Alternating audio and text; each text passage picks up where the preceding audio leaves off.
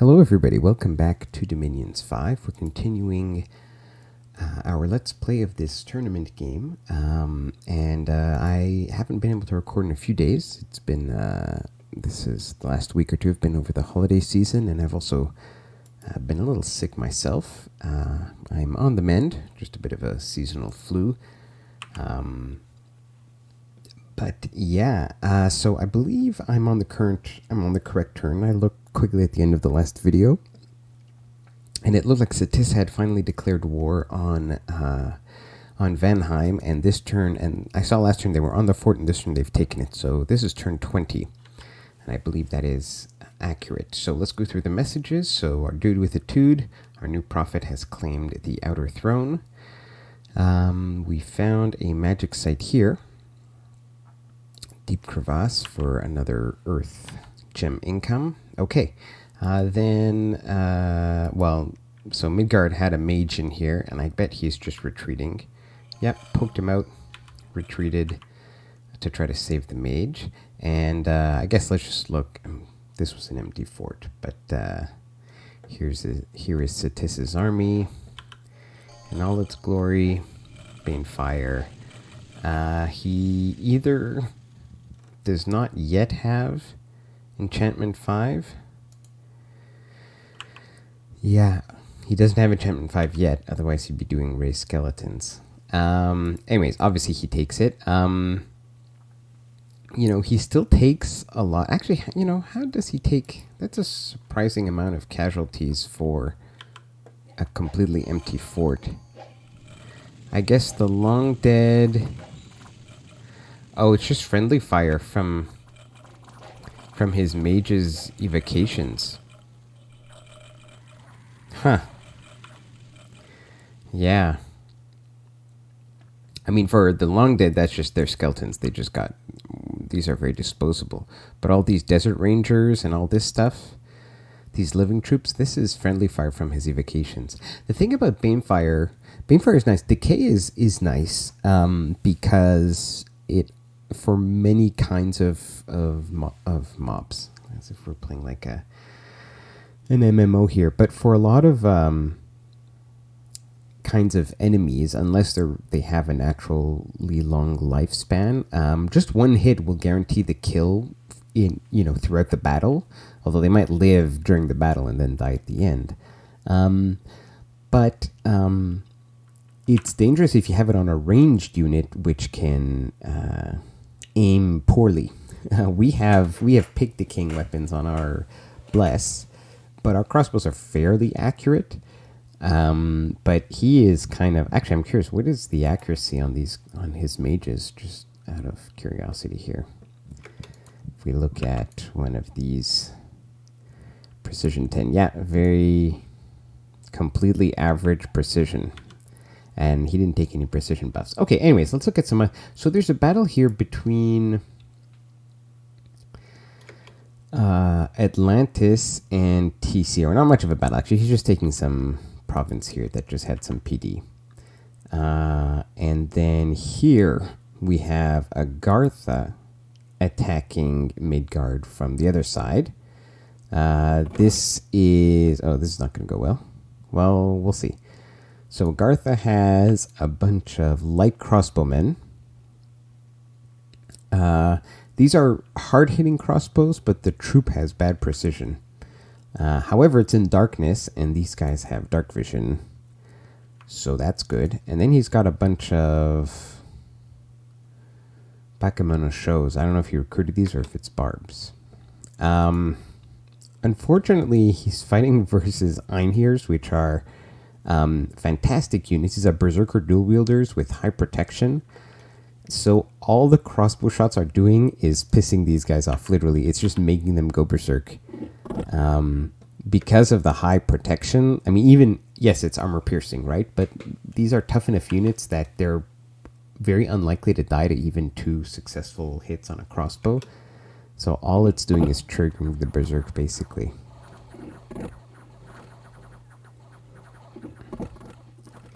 Wow, I say that, and I am completely wrong. Okay, what happened here? Because my instinct was these guys were going to wreck their faces.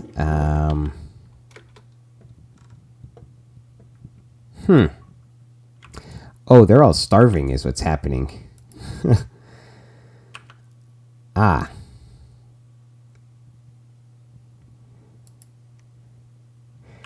Okay, that's what's going on. Well, excuse me for the cough there.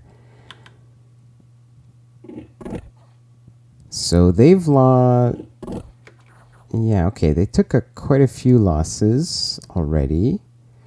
Where's the commander? The commander is back here.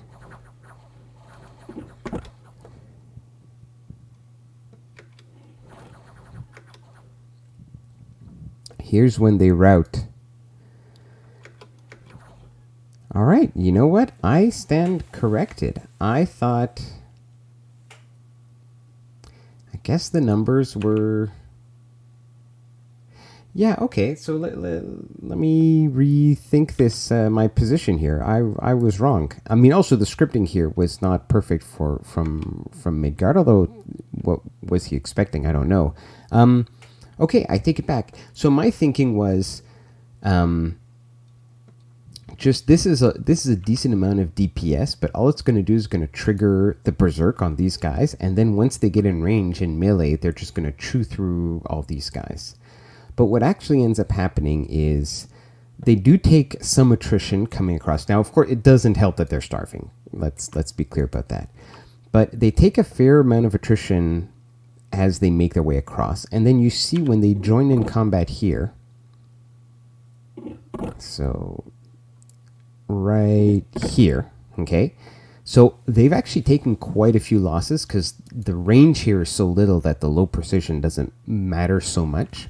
So I think maybe a third of these units are gone already. Now they're going to devastate this chunk here, but that is going to get instantly backfilled by these guys. And so the berserkers here are just going to keep trying to chew through these guys with the Yaris, which is probably not what you want to be hitting. These are the guys doing a lot of damage. Plus, these should not be underestimated. They are only size 1. And so you can pack 6 of them per square. So 6, poking length 4 pokey sticks is really nice. So it means,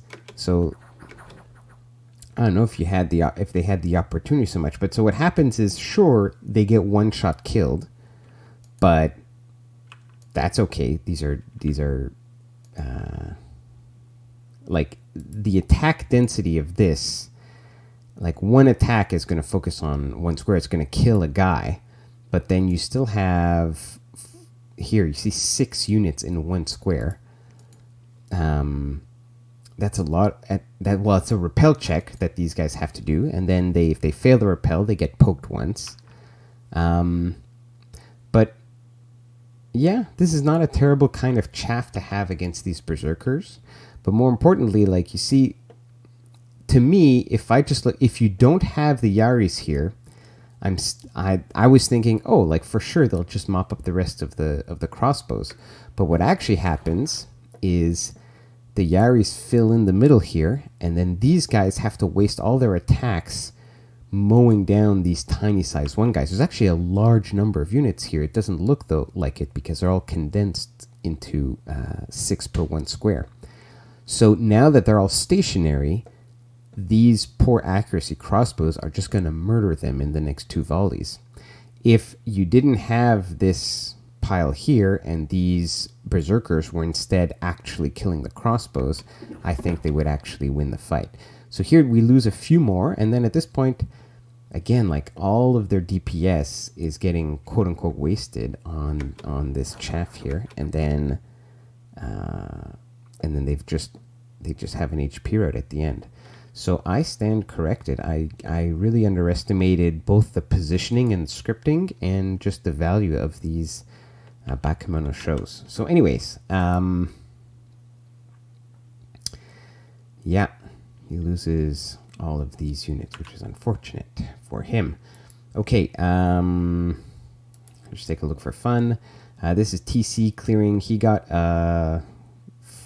funny friendly indie event, which involves a bunch of troll kings. They can be pretty nasty because they're kind of big piles of meat which regenerate, and they hit pretty hard.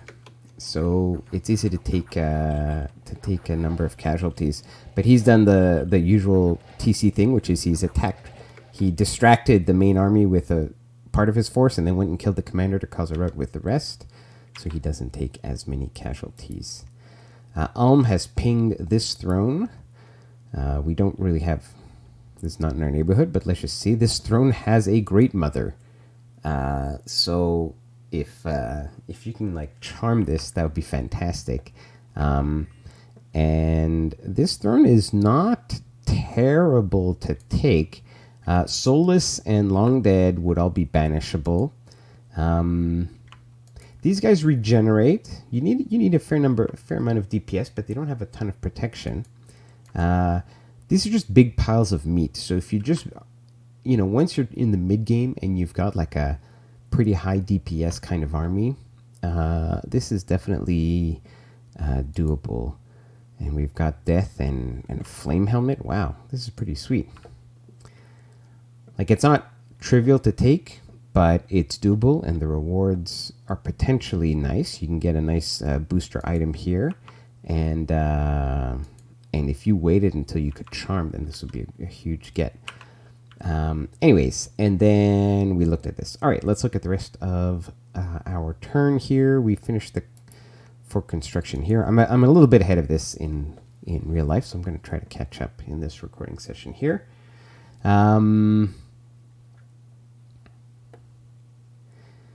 Okay, what are we doing? Sorry, it's taking me a while to remember exactly what I was doing. We are moving. All right, let's look at the messages. Let's look at the messages I've sent. I'm sending some more Earth Gems to Agartha for hammers. And this is just because I'm cheap and I don't want to have to build the Earth Boots at full cost myself first. And I've promised him I'd made him Alquills later. I would make him Alquills later. We're moving guys here. Oh, right. Okay. Sorry. I got lost in just trying to remember what I was doing here. We're transitioning a bunch of forces west because we're gonna get in position to try to take this throne next. We're moving the prophet back. We're going to see what happens here with this war. So now it appears that Midgard is fighting Agartha. He's also fighting and invading Cetis. So we're going to wait and see what happens. I'm interested in attacking Cetis.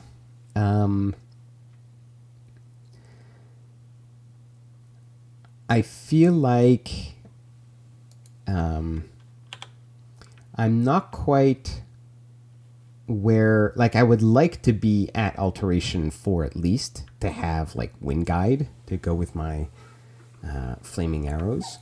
Although this is still not a terrible position. The thing is, he does have a lot of chaff.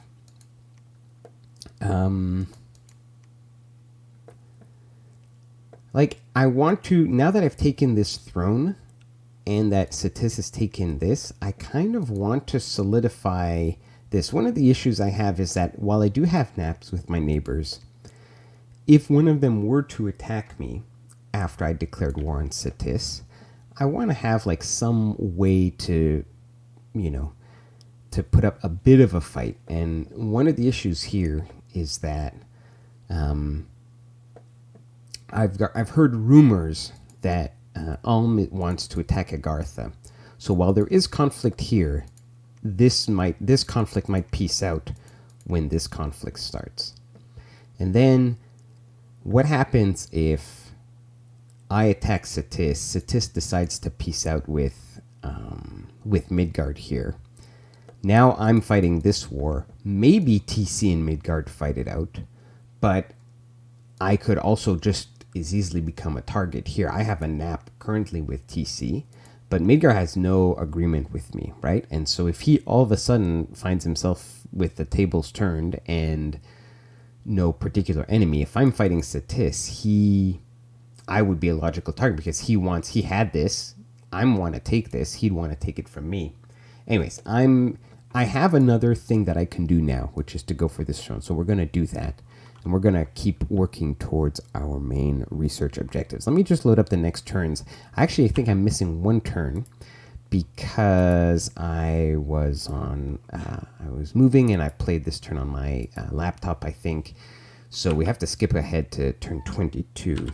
But I don't think you've missed much. Let's take a look at what has happened. Found a magic site here. Must have been the oak. Okay, battle in the soaked earth. Is a ton of dudes versus 1 PD. Not much here. This surprised me here. So Tianqi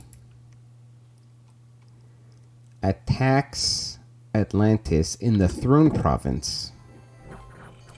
And this is the classic Tianqi. And this is like a serious attack. He brought some nature mages who are spamming some swarms. He's doing the same thing. He's hoping to do an attack rear. And to be honest, Atlantis could have scripted a little bit better because maybe he hasn't scouted a lot and he hasn't seen Tianqi do this a lot. But this is somewhat predictable. Fortunately, this flank gets caught up in the crossbows. It means he's going to lose a lot of indie crossbows. This one does get right into the mages. And they chew through a few of the smaller mages before these bigger mages, before the tide of skeletons is just barely sufficient to provide a wall of chaff here. And meanwhile, the Ice Guard here have repelled this main force in front. Now, fortunately for Tianqi, he's got a bunch of swarm dudes coming in that are going to keep distracting these Ice Guards. But I feel like this was like a lot of these Ice Guards are not contributing much to the fight. They obviously would have been much more useful here. You could have had a few squads here holding attack closest. But this mage is super beefy. This cap-only mage. And there are a few mages back here still holding out. And yeah, this guy, 5 hit points. Still holding on. 1 hit point. And the armies of Tianqi are routed. So that was pretty close. The strategy from Tianqi almost worked because Atlantis wasn't quite deployed properly. The other thing you can do is he could have just spread out the archers more. If you really put the archers completely on the sides, then they will eat the cavalry, which is bad for the archers, but at least your mages don't eat the cavalry. So even though Atlantis won, he did lose. Actually, I thought he had more mages. Well, no, these are the commanders. So he lost the commander. He lost one of the mages. I thought he had more. So those skeletons, that skeleton was really able to save his butt. He didn't. He lost almost no Ice Guards. He lost about 40 indie crossbowmen, but these are only 10 gold apiece. And he killed 40 barbed cavalry, which are 20 gold apiece. So definitely and he killed the Ancestor Smith. An Ancestor Smith, I should say. So good on him. So Atlantis successfully defends. I believe that was his... I believe that is a throne province there. So there's some kind of conflict here brewing between Atlantis and TC. Then I decided last turn... this is a turn that I didn't show you. I was on the fence about whether I should raid this province from... and you saw in the messages what happened here. But Midgard is getting attacked here from Cetis. He's under siege here from Agartha. And TC is also fighting him. So I decided, you know what? I might as well grab something for myself. I didn't have any Diplo with Midgard. So I went and I raided this. The thing is, I didn't have a scout here. I suspected that TC had an army here. And it is possible, even likely, that TC would go here if he had the army. And I also knew that the army that I was going to throw here was not sufficient to, win the bump against TC. But this is a very low commitment attack from me. I just sent enough to clear like a bunch of PD, and then I lost it in the bump with TC, as you can see, because TC actually had like a decent army here. He's got 30 heavy calf. He's also got his this is a cool unique hero, Dragon of Rain. He's got a bunch of, he's doing Wind Guide, just Wind Guide for his cavalry. So good for him. When we kill a few archers, not much. So we lost, this financially, this was kind of not worth it in the sense of the battles didn't turn out well for us. But I didn't know for sure that TC was going to make this move, and there was a possibility that Midgard intercepted this or whatever. So this was more like, if TC doesn't attack, I'll get this province. Unfortunately, TC did attack here, so now he gets it. And that's unfortunate. But what else has happened here? Okay, Agartha is attacking. There's nothing there. Oh, this is the important battle. So, right, so last turn, which I don't have to show you, I saw some movement, TC moving into Midgard here. And Midgard decides to fight back. So let's look at this battle. So classic TC deployment. He's got Cav that's going to do hold and attack rear. He's got a bunch of dudes in the middle, and he's got a not insignificant number of mages here. He's got his prophet here. These are the earth mages, and they've got a bit of death. These are the earth death guys mostly. And meanwhile, on this side, we've got a bunch of Einheirs and then a bunch of Galdermen. These are the main mage that Midgard is using. They're Air 2 plus random paths, which means they can all summon big-ass air elementals. Yep, 1, 2, 3, 4, 5, 6, 7 air elementals. And meanwhile, on this side, the Ancestor Smiths are summoning. This is the national TC spell. You get these little sacred dudes, which do not much, but TC's Bless, if you'll recall. We should have a divine blessing coming out. If it does come out before this bless. Well, anyways, I'll remind you guys that his blessing is Shock Weapons and Twist Fate, which is really fantastic for these guys. It makes their attack actually do something, and also makes them even more annoying to kill, because you have to kill them twice, and it's only 1 hit point, so you feel like you're wasting a lot of effort. Unfortunately, air elementals are going to wreck his shit. These first air elementals have, and I think there might have been a second wave. I didn't count properly. I think there were 2 waves of air elementals. The air elementals have completely stalled this cavalry, which was supposed to go and attack these mages. And also, you'll notice that now with their spare fatigue, these mages are going to cast a few Thunderstrikes for good measure. And each Thunderstrike, if it lands anywhere close to units, are just going to instantly vaporize units. So just the air elementals alone have wrecked most of the heavy cav, plus the Thunderstrikes, I should say.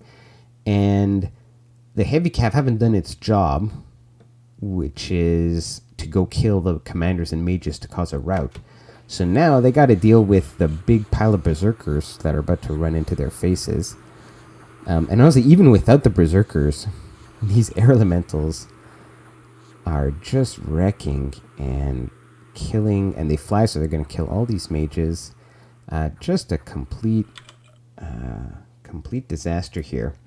So he loses only 4 Einheirs, spends like 15 air gems, and kills pretty much this entire army. I'm just going to pause here just for a second.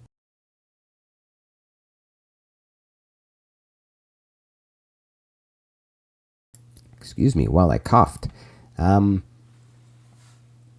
And so, yeah, loses mages, army. Anyways, pretty devastating. So it's not going well for TC, But we can't really say it's going great for Midgard because he's fighting off. He's got a lot of problems to deal with. Unexpected event, gold plus 76, sure. But this unfortunately happens. We got the D&D club. This is an unexpected. This is a random event that happens. It summons 5 heroes, and I call it the D&D club because apparently these characters are loosely based on one of the devs' like D&D campaigns. So you've got the troll archer. They come with these with this gear. So he has a true shot longbow with boots of quickness, so he shoots this really fast. Here you've got a guy with a wraith sword and very high protection and very good attack skill. Here we have a mage, an air mage with pretty useless staff, whatever. Then you've got an earth astral mage with a rune smasher, and then you have this guy, the Dark Knight, who is pretty well geared out. He has 23 protection and 29 defense. Not a lot of hit points. And then he just attacks rear and kills stuff. So they come onto my fort, which is my high-income province here, which is very annoying. I'm struggling to build up all the infrastructure I want, and now I'm denied a province. So that sucks. So we got to deal with that. Looks like a lot of indie events everywhere. Yeah, did I show this site? We found a magic site here. Yeah, I did show that. So yeah, so that's what's happening. And that was turn 22. So I'm going to pause this recording now, and we'll continue with turn 23 in a moment. See you guys then. Take care.